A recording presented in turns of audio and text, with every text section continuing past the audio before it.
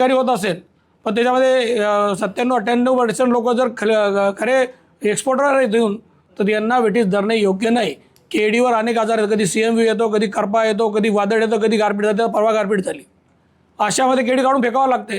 पण तो शेतकरी परत केळीच लावतो, कारण 100% त्याचं प्रमुख उत्पादन केळी आहे.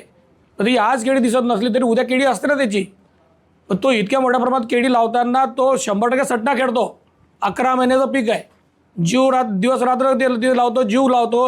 वादळाला त्याला भीती निर्माण होते. अशा परिस्थितीमध्ये त्याला चोर समजणे म्हणजे हे मला असं वाटतं की हे काही लोकांच्या अधिकारी लोकांच्या डोक्यातून निघालेलं शेतकऱ्यासंदर्भातलं षडयंत्र आहे. आणि सरकार याला फसणार नाही.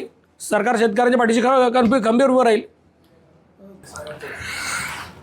मुक्ताईनगर मतदारसंघातले 182 गाव सोडले तर वरणगावमधली गाव मला माहिती. तुम्ही डायरेक्ट राज्यावरचं विचारू नका, मला ते काही माहिती नाही. आणि त्या संदर्भात भाकरी फिरवणे, पोळ्या फिरवणे हा आपला काही विषय नाही आहे. त्याच्यामुळे इतकी मोठी माहिती मला नसल्यामुळे मी आपली क्षमा मागतो. तर एवढा माझा नॉलेज नाही आहे.